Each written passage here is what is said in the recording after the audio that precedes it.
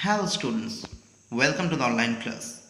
It is the class of Geography, chapter Resources and Development.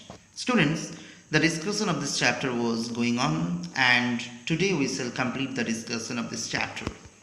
Let's start the discussion over the topic land degradation and conservation measures. We have shared our land with the past generations and will have to do so with the future generations too. 95% of our basic needs for food, shelter, and clothing are obtained from land. Human activities have brought about degradation of land and side by side aggravated the pace of natural forces to cause damage to land. In our country, at present there are about 130 million hectares of degraded land. Approximately 28% of it belongs to the category of forest degraded area. 56% of it is water eroded area and the rest is affected by saline and alkaline deposits. Few activities of humans such as deforestation, overgrazing, mining and quarrying too have contributed significantly in land degradation. In states like Jharkhand, Chhattisgarh, Madhya Pradesh and Orissa, deforestation due to mining have caused severe land degradation. In states like Gujarat, Rajasthan, Madhya Pradesh and Maharashtra, overgrazing is one of the main reasons for land degradation. In the states of Punjab, Haryana, Western Uttar Pradesh, over-irrigation is responsible for land degradation due to waterlogging, leading to increase in salinity and alkalinity in the soil. We have many ways to solve the problems of land degradation. Afforestation and proper management of grazing can help to some extent. In arid areas, planting of shelter belts of plants, control on overgrazing, stabilization of sand dunes by growing thorny bushes are some of the methods to check land degradation. Proper management of wastelands, control of mining activities, proper discharge and disposal of industrial effluents and wastes after treatment can reduce land and water degradation in industrial and suburban areas. Next, soil as a resource. The most important renewable natural resource, soil, is the medium of plant growth and supports different types of living organisms on the earth. To form soil up to a few centimeters in depth, it takes millions of years. Relief, parent rock or bedrock, climate, vegetation, and other forms of life and time are important factors in the formation of soil. Various forces of nature contribute to the formation of soil. Soil also consists of organic and inorganic materials. On the basis of the factors responsible for soil formation, color, thickness, texture, age, chemical and physical properties, the soils of India are classified in different types. Classification of soils. India has varied relief features, landforms, climatic realms and vegetation types. These have contributed in the development of various types of soils.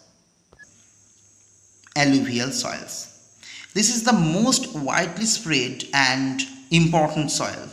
It made the entire northern plains. These have been deposited by three important Himalayan river systems, the Indus, the Ganga and the Brahmaputra.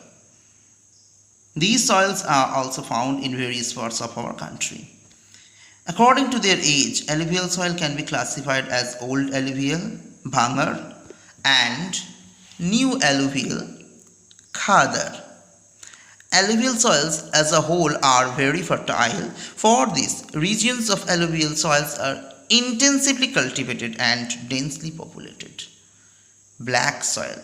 These soils are black in color and are also known as regur soils.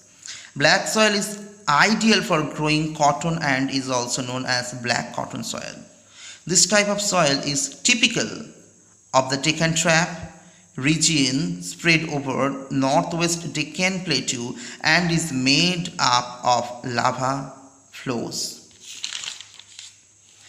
These soils are also found in different parts of India. They are well known for their capacity to hold moisture. Next, red and yellow soils. Red soil develops on crystalline igneous rocks in areas of low rainfall in the eastern and southern parts of the Deccan Plateau. Yellow and red soils are also found in parts of Orissa, Chhattisgarh, southern parts of the Middle Ganga Plain, and along the Piedmont zone of the Western Ghats.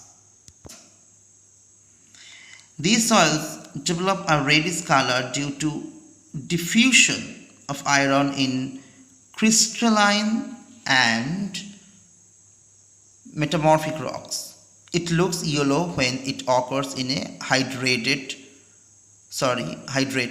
form. Laterite soil.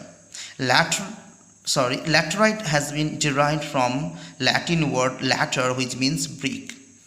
The laterite soil develops under tropical and subtropical climate with alternate wet and dry season.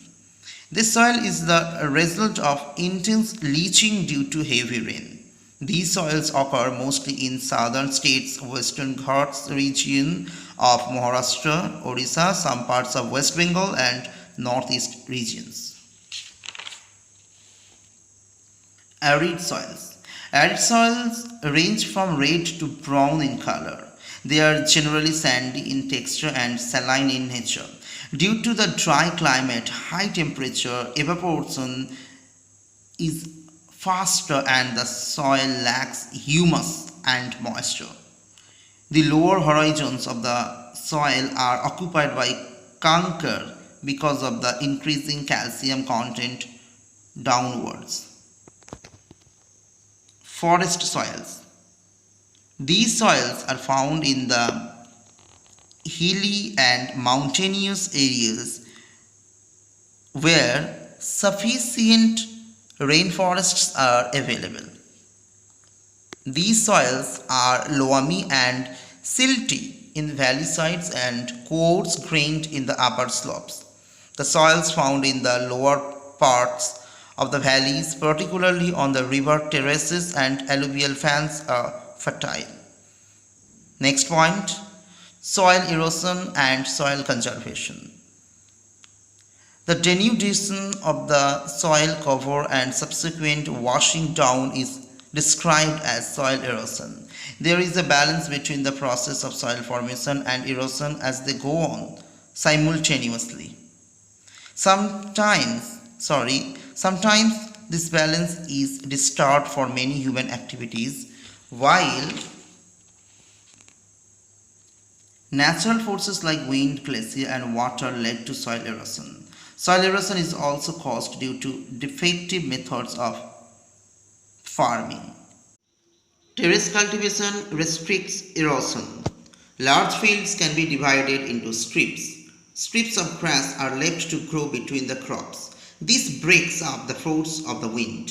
This method is known as strip cropping. Shelter beds are also very much effective. So students, the discussion is up to here. Thank you. Have a good day.